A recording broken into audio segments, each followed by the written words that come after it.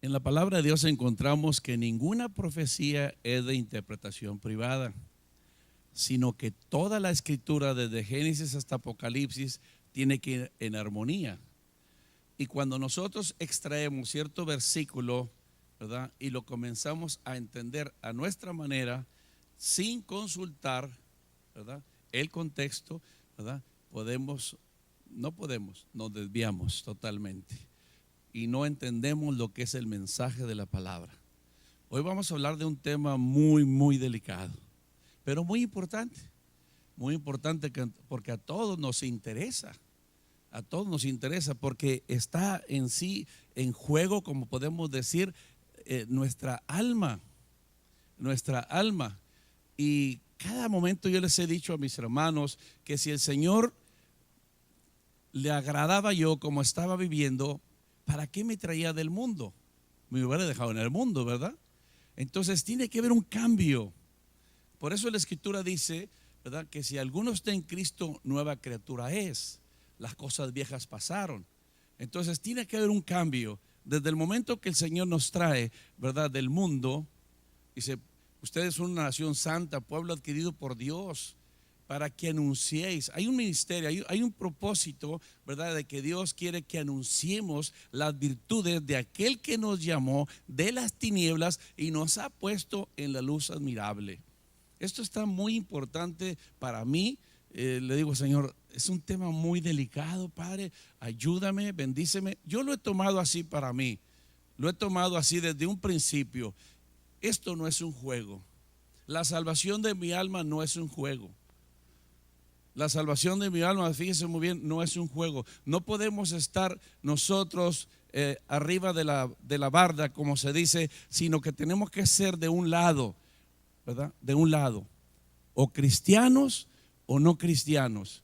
En ocasión me preguntan a mí, pastor, ¿la iglesia de Cristo cuando venga el Señor Jesucristo se va a ir toda? Sí, toda.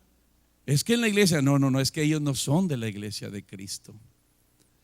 Si se fija, la pregunta es esta: ¿estaré participando yo de la iglesia de Cristo? ¿Soy de la iglesia de Cristo? Que si suena ahorita la última trompeta en el arrebatamiento, ¿me voy? Esa es la gran pregunta de cada uno de nosotros. Abra conmigo ahí su Biblia en Apocalipsis 3, 15 y 16 y vamos a dar principio, ¿verdad? Y le hemos titulado a este mensaje, ¿se pierde la salvación? Pues se les decía yo que es muy delicado y está ahí un poquito con muchas preguntas, ¿no? ¿Se pierde la salvación? Pues que no es un regalo de Dios. Sí, es un regalo de Dios, ¿verdad? Pero también tiene sus condiciones cuando usted ya tiene la salvación. Esta carta fue a la iglesia de Laodicea, la séptima iglesia de Asia. Y el Señor escribe y dice que este mensaje es la etapa final de la apostasía. Ya la apostasía, dice, ha entrado a la iglesia. Y en aquellos años, imagínense, ya había entrado la apostasía. ¿Cómo estaremos hoy en día?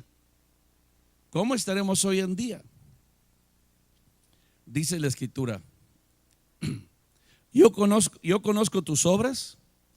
Mire lo que dice, que ni eres frío ni caliente. Ojalá fueses frío o caliente. Pero cuanto eres tibio, habló de otro término, y no frío ni caliente, te vomitaré de mi boca. Eso está muy delicado. Si yo le puedo preguntar a usted, cuando usted vomita, ¿en dónde estaba lo que está vomitando usted? Dentro de su cuerpo. Así estas personas que son tibias, dice que el Señor las va a vomitar. O sea que estaban en la iglesia, se hacían pasar como cristianos, se hacían pasar de la iglesia, pero no eran tibios. ¿Quién es una persona fría? Es alguien que no ha escuchado el mensaje de la palabra de Dios. Esa es una persona fría. Caliente, hermanos, ardiendo en fuego del Espíritu Santo. Aquel que está llenándose día con día del Espíritu Santo. El tibio es el que anda arriba de la pared, que no es demócrata ni republicano, Sí, sí, se va para un lado y se va para otro. No, no, se trata de decidir qué es lo que somos. Somos cristianos. Y si esta carta, imagínese, al inicio de la iglesia, cuando el Señor Jesucristo ya no estaba, se la escribió el Señor. Dijo: escribe y mándale al ángel de la iglesia de la Odisea. Es el pastor que reciba esta carta. Y en estas 7 iglesias, ¿verdad? Nomás una, sí, el Señor como que le aplaudió, que estaba bien. Filadelfia. Las demás iglesias, ¿verdad? Has dejado tu primer amor, estás en fornicación, está la mentira, todo lo que da ahí dentro de ustedes, está esta doctrina y tú no has hecho nada para sacarla. Está hablando con los pastores. Es una responsabilidad muy, muy grande que tenemos, porque ustedes son almas de Cristo. No son almas del pastor, son almas que costaron, fíjense muy bien, el sacrificio de Cristo, algo tan importante. Por eso Pablo lo decía: cuando estoy ante ustedes, yo estoy con temor y temblor. Un temor reverencial a querer hablar la palabra de Dios, ¿verdad? Y temblor porque, hermano, es una gran responsabilidad hablar de la palabra del Señor. Esto es palabra de Dios, no es palabra de ningún hombre. Entonces aquí estamos hablando de que se pierde la salvación. Es una cosa que cabe decirnos todos los días. Todos los días. Ahí vamos a ir poco a poco. Hay una enfermedad en Sudáfrica, en los naranjos, que se llama filóxera. Usted y yo pasamos por un árbol de naranjos ahí en ese país, y vamos a ver que el árbol está bien frondoso, con frutas, con hojas, tremendo. Y lo ve usted, qué bárbaro, este naranjo está tremendo. Pero si pasa un agrónomo que sabe lo que es, ¿verdad?, de la vegetación, va a decir: este árbol tiende a morir. ¿Cómo? Sí, este árbol tiende a morir. ¿Por qué? Porque tiene el mal de las raíces, muerte lenta. Esta es una muerte lenta. Pero ese mal ataca en las raíces y se llama filóxera. Óigame, cosa que yo no sabía, ni usted tampoco, ¿verdad? O a la joya lo sabía usted. Ok. Pero fíjese, él cuando pasa, un conocedor dice exactamente. Cuando los discípulos se acercan con el Señor Jesús y le dicen: Señor, ¿cómo sabremos nosotros que son tus discípulos? Si traen unas credenciales del seminario fulano de tal. No, le dijo el Señor. Si hablan muy bonito, tampoco. Son muy elocuentes para hablar, menos. Esto no es de palabras. Entonces, ¿cómo vamos a saber que son tus discípulos? Por sus frutos. El Señor conoce, ¿verdad?, la intención más profunda de nuestro corazón. Ve qué delicado es estar ahorita nosotros delante del Señor. Ve qué delicado es estar escuchando la palabra de Dios, porque hay mucha responsabilidad dentro de nosotros. Esto no es para asustarnos, esto no es para alarmarnos, no, sino al contrario, es para afianzarnos más en las cosas de Dios. Les decía que cuando yo me inicié, yo estaba dando un testimonio en la iglesia donde fui salvo, y un hermano decía: ojalá y el testimonio del hermano Choi no sea llamará de petate. Y yo voy con el pastor y le pregunto que qué es llamará de petate. Pues es una que se enciende y se apaga luego. Ándale. O sea, no es algo emocional, que no sea algo superficial, sino es algo de lo más profundo de nuestro corazón. Y yo no lo tomé como una ofensa, no lo tomé como nada, sino lo tomé como un reto. Qué bueno que me está diciendo este hermano, ¿verdad?, que no vaya a ser yo llamará de petate. Vamos a ver de qué manera le demuestro a Dios y me demuestro a mí mismo, ¿verdad?, que yo he decidido seguir a Cristo. Eso es todo. Y en el camino he tenido pruebas, en el camino he tenido tantas, hermano, cosas, situaciones adversas, pero verdaderamente nunca me he desanimado, sino al contrario. Cuando veo todas estas situaciones, Señor, verdaderamente me amas. Como un hermano dijo, ay hermano, cuánto te ama el Señor. Aleluya, ahí vamos. Dijo, con estas situaciones que a usted le hicieron, ¿verdad? Yo ya me hubiera ido 3 veces al mundo. Perfecto, pero yo no voy siguiendo al hombre, yo sigo a Cristo. Entonces esta situación, una vez más, en cada que nos pasa a nosotros algo, tómenlo como un reto. Es un consejo, tómenlo como un reto para seguir adelante haciendo la perfecta voluntad de Dios. La apostasía, una vez más, le digo, ya había entrado la iglesia, volver atrás, ser como antes, no más que ahora me llamo cristiano. Entonces el Señor toma el tiempo y le dice, ¿sabes qué? Escribe estas cartas a las 7 iglesias, 7 iglesias cristianas. Dice, reacciona, mira de dónde has caído, le dice a una de ellas, y haz frutos de arrepentimiento, porque si no haces frutos de arrepentimiento, vendré a ti y quitaré tu lugar. Espero que le esté contestando la palabra y no yo esa pregunta. ¿Se pierde la salvación? Porque algunos cuando extraen unos versículos y dicen, es que no es por obras, hermano, la salvación es un regalo de Dios. Perfecto, es un regalo de Dios. De tal manera amó Dios al mundo, es un regalo que yo tengo que conservar. Yo tengo que conservar. Pero hay una cosa, que Dios me da un libre albedrío para conservarla o rechazarla.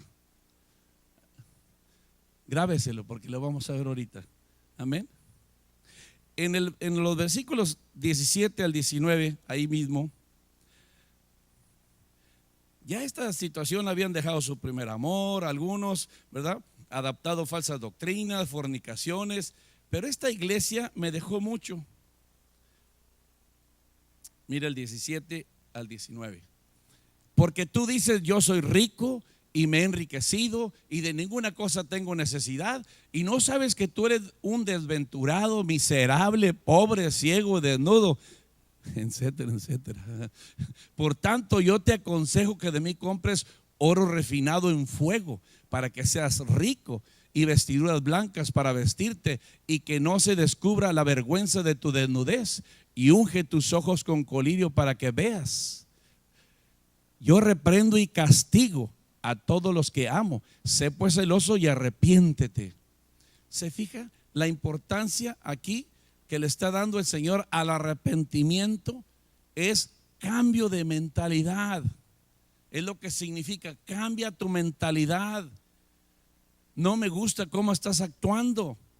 Arrepiéntete y haz los primeros frutos de arrepentimiento. Es que yo era así, eras, pero ahora ya no.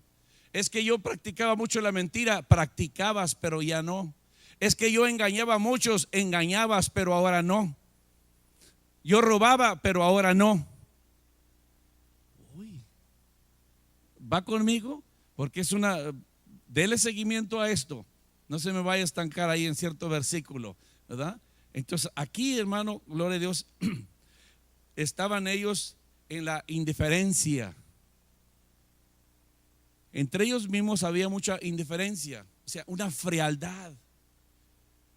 Yo no tengo necesidad de que esto, yo no tengo necesidad del otro. Hermano, todo es de Dios. Qué bueno que tenemos una casa, qué bueno que tenemos un carro, qué bueno que tenemos tantas otras cosas que tenemos. Pero todo es de Dios. Él es el que nos ha bendecido, nos ha suplido, pero nosotros somos solamente administradores de las cosas que Dios nos ha dado. Pero no ser indiferentes con los demás hermanos, sino al contrario, ¿verdad? Dice, vendré, yo reprendo y castigo a todos los que amo, ¿verdad?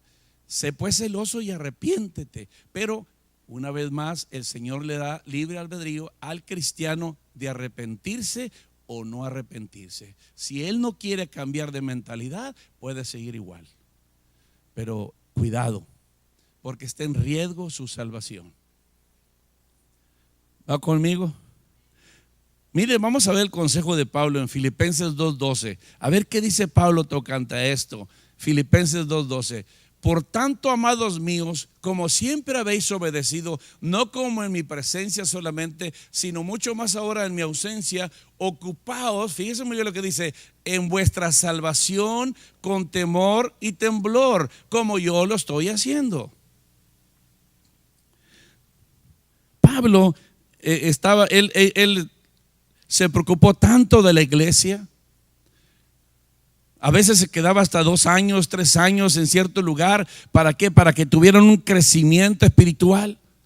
Y aquí después dice, amados míos, ocúpense de vuestra salvación. No la tengan como algo secundario. Este mal de las raíces que yo le platicaba en los naranjos de Sudáfrica, no se nota. Oye, qué bárbaro, qué tremendo el hermano. No, hombre, viene a la iglesia y te fijas cómo se goza en la alabanza, se goza. Nunca lo ves orar, nunca lo ves estudiar, no lo ves en un discipulado, no lo ves en un crecimiento espiritual. Eso tiende que poco a poco te puede ir cautivando, te puede llevar a la frialdad que te estaba hablando y decir, yo necesito, a pesar de tantos años que tengo, necesito estudiar la palabra. Hay personas que dicen, no, es que yo ya me sé Apocalipsis. Qué bueno, se puede saber Génesis hasta Apocalipsis, pero eso no es lo que dice el Señor. La palabra del Señor nos enseña, dice, no dejen de congregarse. Para mí es una bendición verlos, y ustedes también, ¿verdad? Cuando me ven, espero. ¿Sí me entiende? Así debemos de ser, es una bendición. ¿Por qué? Porque me están diciendo ustedes, aquí estamos, pastor, vamos adelante. Hemos creído lo que usted nos ha estado enseñando a través de la palabra, o más bien el Espíritu Santo, ¿verdad? Para no quitarme yo de ahí, mejor el Espíritu Santo, que es el que nos ha estado enseñando. Entonces aquí dice, él mismo da este consejo en Hebreos 2, del 1 al 4. Si está apuntando, apúntele, Hebreos 2, 1 al 4, y si trae su Biblia, búsquelo, muy importante. Por tanto, es necesario que con más diligencia atendamos a las cosas que hemos oído. ¿Se fijó? Más diligencia, que todo lo que usted está oyendo en la palabra de Dios, ponga más atención, más diligencia, más dedicación. Por eso Santiago dice, no sean tan solamente oidores, sino hacedores de la palabra de Dios. No sea que nos deslicemos. Cuando usted y yo escuchamos palabra de Dios y la dejamos salir por el otro oído, ¿me entiende? Estamos en un peligro de estar iguales o peores, porque antes no lo sabíamos, pero ahora lo sabemos y no lo estamos haciendo. Y dice, hay un peligro, se pueden deslizar, pueden resbalar, pueden pecar, vaya, cuidado. Porque si la palabra dicha por medio de los ángeles fue firme, y toda transgresión y desobediencia recibió justa retribución, hay castigo cuando no se obedece la palabra. Hay castigo, hay un juicio, ¿verdad? ¿Cómo escaparemos nosotros si descuidamos una salvación tan grande? Ay, Señor, esto está de pensarse. ¿Cómo ven ustedes? ¿Sí? Está de pensarse. Dice, ¿cómo escaparemos nosotros? Es que ya la tengo hecha. No la tenemos nadie. El que más trabajó fue Pablo. Tenía más cartas, trabajó, hermano. A él lo pedreaban, lo dejaban casi muerto, lo arrastraban fuera de la ciudad. Se levantaba después de que oraron por él, hermano, y decía, vámonos, no hay tiempo, hay que predicar la palabra de Dios. Y aún así, ¿qué cree que dice? Oren por mí. No sea que después de ser heraldo para muchos, venga yo a ser descalificado. Él no la tenía hecha. Él estaba diciendo, oren por mí. Así, hermano, dice, no descuidemos una salvación tan grande, la cual, habiendo sido anunciada primeramente por el Señor, no fue confirmada por los que oyeron, los discípulos, testificando Dios juntamente con ellos con señales y prodigios y diversos milagros y repartimientos del Espíritu Santo según su voluntad. Muchas personas me dicen, ¿por qué no hay los milagros, pastor, que se hacían en aquel entonces cuando los apóstoles empezaron a predicar? Porque eran las credenciales que Dios les había dado y apoyándolos para que la gente creyera. Pero eso es lo que a veces nosotros queremos. Nosotros solamente queremos el que vengan los milagros. No, acepta al que te da los milagros. Y esto, hermano, nos está diciendo, ¿verdad?, que el Señor sí testificó. Dios juntamente con ellos, sí estuvo con ellos. Son las credenciales del inicio de las predicaciones. Aleluya. Ahora ya tenemos el Espíritu Santo. Ahora, para que nosotros, hermano, nos vaya bien, tenemos que estar, como dice la Escritura, más primeramente buscar el reino de Dios y su justicia. Yo me comprometo con ustedes, dice el Señor, a suplirle todas las necesidades. Aleluya. Entonces, hermanos, es un descanso para nuestras almas. Se fija, pero aquí dice la Escritura que tengamos mucho cuidado, seamos más diligentes con la salvación que Dios nos ha regalado. Cuidémosla, protéjala, ¿sí? ¿Cómo, hermano? Una vez más, día con día, entregándonos a la oración, entregándonos a la lectura de la Escritura, sirviendo cuando debemos de servir. Cuando tengamos esa oportunidad, gloria a Dios, vamos a servir. Porque todo esto es para la extensión del reino. Esa es la preocupación de debe de ser la preocupación de cada uno de nosotros. Preocuparnos por esto. Esta iglesia de la Odisea estaba batallando en la indiferencia, como diciendo: yo ya la tengo hecha, yo ya soy rico, ya tengo todo, pues ahora sí. No. Y ya ve cómo le dice: pobre, desventurado, ciego. Óyeme, tantas otras cosas, porque eso es lo que causa esa ceguera espiritual. Cuando ya piensas que ya, no, hermano, vivamos este día como si fuera el último de nuestra vida, como si ahorita, hermano, el Señor nos va a llamar a su presencia y que estemos listos. Aleluya, gloria al Dios. Juan el Bautista testificó ahí en el Evangelio de San Juan 1:15 al 17. Y aquí les voy a confirmar algo que les dije al principio. Evangelio de San Juan 1:15.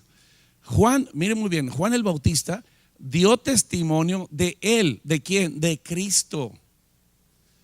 Y clamó diciendo: este es de quien yo decía. Él ya les había predicado, ya les había dicho: él viene después de mí, es antes de mí. Claro, porque era primero que yo. Porque de su plenitud tomamos todos, y gracia sobre gracia. Pues la ley por medio de Moisés fue dada. Aquí viene algo bueno, anótelo. Pero la gracia y la verdad están juntas. Están juntas. Jesucristo vino, a hacer dos cosas en el mundo: a salvar lo que se había perdido y a enseñarnos el estilo de vida que el Padre demanda de su iglesia. Cuando nosotros predicamos la gracia nomás, nos vamos a desviar y vamos a hacer, en lugar de libertad, un libertinaje. Tremenda cosa. ¿Cómo puede ser? Sí, porque solamente se predica la gracia y no se predica cómo estamos agradando a Dios o cómo debemos de agradar a Dios en nuestro diario vivir. ¿Cómo? ¿Que no es un regalo? Sí, es un regalo, pero después del regalo, después de la salvación, viene tu deber como hijo de Dios, que ya no eres del mundo, sino que Dios te ha sacado del mundo y te ha puesto en la luz admirable que es Cristo Jesús, para que anuncies sus virtudes. Tenemos un gran compromiso, un gran trabajo. ¿Por qué cree usted que han sacado, hermano, hasta canciones cara de limón? Porque hay cristianos, o que se llaman cristianos, todavía con cara de limón, tan amargados. ¿Pero por qué? ¿Qué no es el gozo del Señor debe estar en nosotros? Sí, pero siguen con las mismas tradiciones, siguen con las mismas costumbres, siguen con el mismo carácter, no han cambiado. Pero ya se llaman cristianos. ¿Y eso? Cuando estaba estudiando este mensaje, le dije: Señor, está muy duro para mí, ¿cómo va a estar para tu iglesia? Pero ahí se va. Yo le dije así, pero ahí vamos, Señor. Yo no sé, hasta para mí está muy duro, está mucha exhortación, pero vale la pena, hermano. Yo no quiero que al final usted vaya llegar allá a la presencia del Señor. Es que el pastor que estaba ahí no me dijo nada. A mí nomás me habló de la gracia y que Dios es amor y que Dios te perdona y que Dios esto. Bueno, todo era lo que me decía, pero nunca me habló de la verdad. Esa es la verdad. Esa es la verdad. Que nosotros ahora, fíjese muy bien, debemos de ser diferentes. Diferentes, ya no debemos de ser igual. Ahorita, hermano, en sí al pecado le llaman enfermedad. Esto no es una enfermedad, es pecado. Cuando en sí el deseo de adulterar está en la persona, hermano, es un pecado que no lo has echado fuera. Cuando el deseo está en ti de estar mintiendo, practicando la mentira, practicando en sí el robo, tantas otras cosas, ese es pecado. Está ahí bien arraigado en ti, no lo has echado fuera. Porque no has dejado entrar la verdad. Entrando la verdad te confronta y te dice cómo debes de ser, cómo debes de vivir. Jesucristo, hermano, el mayor parte de su ministerio enseñando a sus discípulos, enseñando. Es el mejor seminario, hermano, de la existencia de la iglesia. El maestro de maestros dando las clases, imagínense, y con su ejemplo. Cómo me hubiera gustado, hermano, estar en ese tiempo, gloria a Dios, aunque sea de oyente ahí. Gloria al Señor. Aleluya. Entonces, hermano, esto lo terminamos. Dice, la gracia y la verdad vinieron por medio de Jesucristo, no por medio de nadie. La gracia y la verdad. Si no había notado eso usted, anótelo, estúdielo bien, bien, bien, escudriñelo. Que si usted está en la gracia, pero la verdad no está en usted, está en peligro. Está en peligro. Pastor, pues a mí me dijeron solamente arrepiéntete, confiesa los pecados y eres salvo. Perfecto, es el primer paso. Ese es el primer paso. El segundo paso viene la doctrina, la enseñanza. La enseñanza. ¿Para qué es la enseñanza? Para que dejes de hacer lo que tú estabas haciendo antes y comiences a hacer lo que Dios está demandando de ti. ¿No sabías perdonar? Pues ahora vas a perdonar, me dice el Señor. ¿No sabías amar? Ahora vas a amar. O sea, muy diferente a lo que antes nosotros teníamos en nuestra mente grabado de que tenemos uso de razón. Me la haces, me la pagas. Perdona a aquel que te ofende. Aleluya. Gloria a Dios. Espero que estén poniendo atención, no se me van a estar. Hay tres etapas de la salvación. Hay tres etapas de la salvación. La primera etapa es cuando fui salvo. Ahí viene lo bueno. Fíjese muy bien, tres etapas de la salvación. La primera etapa se encuentra en Romanos 10:9. Esa es la primera etapa y todo ya la sabemos. Que si confesares con tu boca que Jesús es el Señor y creyeres en tu corazón que Dios te levantó de los muertos, serás salvo. Gloria a Dios. Yo levanté las manos y dije, gracias Señor por esa salvación. Fui salvo. Segunda etapa, esta es la que muchos no han comprendido que debemos de estar viviendo para pasar a la siguiente etapa. Al rato les digo la tercera. La segunda es, estoy siendo salvo por la obra regeneradora del Espíritu Santo. ¿Cómo? Que si estoy siendo salvo por la obra regeneradora del Espíritu Santo, que me estoy quitando todo lo que el Espíritu Santo me está diciendo que deje de hacer para ser salvo. Aleluya. Porque dice Romanos, por cuanto todos pecaron, 3:23, y están destituidos de la gloria de Dios. Pero en Romanos 10:9, yo he creído, me he arrepentido, he cambiado mi mentalidad, he recibido a Cristo, lo he confesado con mi boca, lo he creído en mi corazón, soy salvo. Gloria a Dios. Es el primer paso. Y eso lo tenemos como fui salvo. La segunda etapa, una vez más, que usted debe estar siendo salvo del hábito y dominio del pecado. Vamos a ver los pasos de esta segunda etapa. En 1 Pedro 1:13 está el primer paso en la segunda etapa. Estoy siendo salvo. Pues dice, por tanto, ceñid los lomos de vuestro entendimiento, sed sobrios y esperad por completo en la gracia que os traerá cuando Jesucristo sea manifestado. Ahora habla de futuro. Ahora habla de un futuro. Traerá. Mire muy bien. ¿Qué es lo que tengo que estar haciendo yo? Sobrio y esperar. Ese es el primer paso en la segunda etapa. Yo tengo que ser una persona sobria, siempre sobrio, y esperar, no desesperarme. Como aquella historia que les contaba de una persona que pasaba todos los días por una casa. Y el hombre, el jardinero, ahí está siempre haciendo el jardín, siempre pintando la casa, siempre regando las matitas, moviendo la tierra. Y el hermano, y la persona pasaba cada mañana cada mañana. Y un día se decidió llegar a preguntar: oiga, buen hombre, yo lo he visto usted que está trabajando todos los días aquí en esta casa. Sí. Dice, pero yo no veo que nadie llegue. Es que esta casa es de mi patrón. Pero ¿cuál patrón si no llega? No sé, pero él me paga para esto, para cuidar esta casa. ¿Y cuándo va a llegar? No sé, de repente me puede llegar, pero yo lo espero. Pero por el momento voy a hacer lo que él me dice. Sé sobrio, esperad en él, espera en él, no te desesperes. Hay personas que dicen, ya tardó mucho, ya tiene más de 2000 años y esto no viene. Le pasó igual cuando Moisés sube al monte. Cuando él sube al monte, después allá todos los israelitas comenzaron a hacer sus dioses y a hacer sus fiestas, porque ya se fue y ya no volvió. Esperad por completo en Dios, no te desesperes, no te desesperes.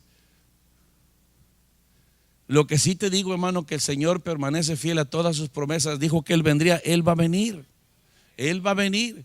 Pues eso dice, cuando Jesucristo se manifieste. Ahora, el 15 y 16, mire lo que nos dice ahí, el segundo paso. Sino como aquel que os llamó es santo, sed también vosotros santos en toda vuestra manera de vivir. Porque escrito está, sed santos porque yo soy santo. Aleluya. El segundo paso, en la segunda etapa de mi salvación, el Señor quiere, fíjense muy bien, que sea sobrio, que espere en Él, pero buscando la santidad. Y viene la escritura y me dice, están en el mundo, pero no son del mundo. Aleluya. Que totalmente yo debo de ser diferente. Diferente. Una persona que renegada hasta decir ya no. Llegaba y el pobre perro, hermano, lo recibía también. Le daba una patada en las costillas y el pobre perro pues ya lo tenía todo ladeado. Y ahí sí un carácter pero pésimo. Y todo le disgustaba. Hermano, cuando esta persona lo alcanzó el Señor Jesucristo, cuando esta persona, hermano, gloria a Dios, recibió palabra y fue salvo, comenzó a ser transformado por la palabra de Dios. ¿Qué cree? Que hasta el perro se dio cuenta que era cristiano. Llegaba y movía la cola el perrito porque hello Bobby, y comenzaba a jugarlo, ya no le daba la patada. Se fija cómo debemos es un ejemplo sencillo, pero cómo debemos de ser transformados por la palabra de Dios. Antes yo iba para el sur, ahora voy al norte. Ya no más, ¿verdad? Por eso en esta segunda etapa tenemos que estar buscando la santidad. ¿Por qué? Porque el que nos llamó es santo. Amén. Apartado para Dios. Espero no ir muy rápido, hermano, pero esto es muy, muy importante. Vamos a ver el tercer paso en esta segunda etapa, el versículo 17. Y si invocáis por Padre a aquel que sin acepción de personas juzga según la obra de cada uno, ¿se fijó? Conducíos en temor todo el tiempo de nuestra peregrinación. Vivir en temor reverencial. El tercer paso en esta etapa, en la segunda etapa, es vivir en un temor reverencial. Reconocer que Dios es omnisciente. Él todo lo sabe, Él todo lo mira. Él sabe cómo usted se comportó en el trabajo, cómo usted se comportó en el negocio, cómo se comportó en su casa. Él sabe todo. Y ese es el temor que usted y yo debemos de tener. El Señor me está viendo, el Señor sabe lo que estoy pensando, el Señor sabe todo y Él puede todo. Ese es un temor reverencial, ¿verdad? Que así debemos de vivir en esta peregrinar, que vamos hacia el cielo nosotros, vamos a la eternidad. Oiga, qué hermosos pasos. Cuando yo digo, ya los he meditado bastante, ¿verdad? Tengo años meditando todo esto. Dice, vivir en temor reverencial. Dice el hombre, voy a vivir como Dios manda, amando a mi esposa y tomándola como vaso más frágil. Voy a ser un ejemplo para mis hijos. ¿Por qué? Porque yo tengo el temor reverencial. Yo sé que el Señor me está viendo cómo me comporto. El Señor no quiere, fíjese muy bien, que en aquel día muchos me van a decir, Señor, Señor, en tu nombre hicimos esto. Mire lo que le dijo a unos seguidores. El Señor Jesucristo mandó a 70 discípulos de 2 en 2 a que fueran y predicar y sanar enfermos. Y llegaron, hermano, pero bien emocionados. Señor, no me hubieras visto cómo se nos sujetaban los demonios. El Señor hubiera visto cómo sanaban los enfermos. Bájenle, dijo el Señor. No se alegren por eso. Más bien preocúpense de que sus nombres estén escritos en el libro de la vida. Esto debe de ser nuestra preocupación. Esto debe de ser nuestro siempre atención, que mi nombre esté escrito en el libro de la vida.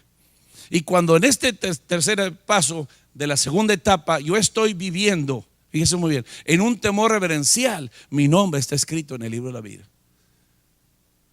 Porque el Señor lo sabe.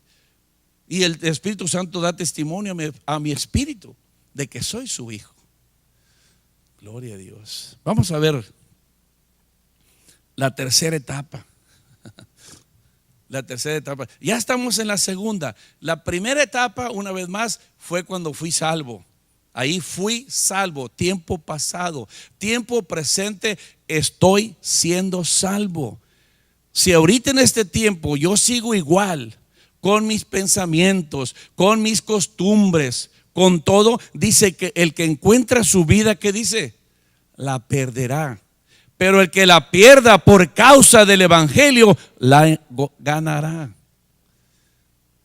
Mire qué sencilla es la palabra, no lo habíamos entendido. Sí, así es tan sencilla.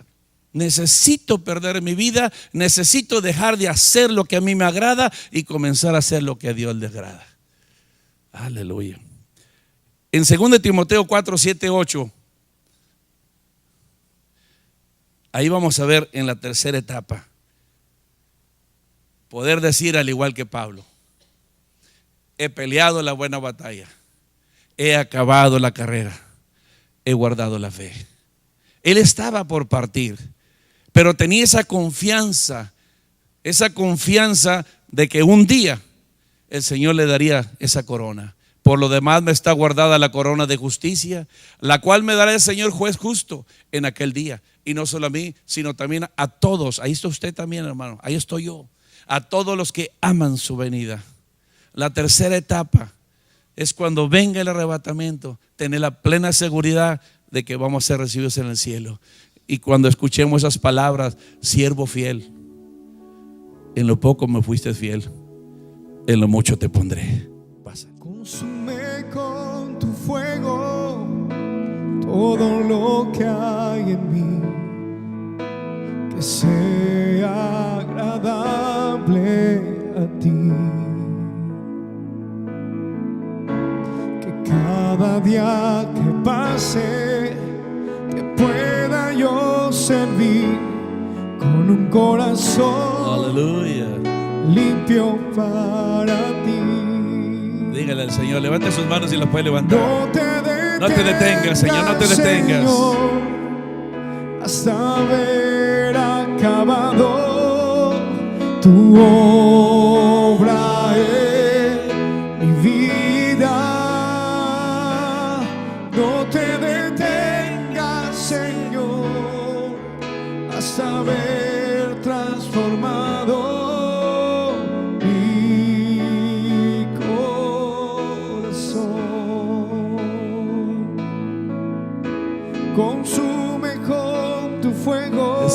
fuego purificador. todo lo que hay en mí, Todo lo malo, Israel, quítalo, Señor. que sea agradable a ti. Aleluya.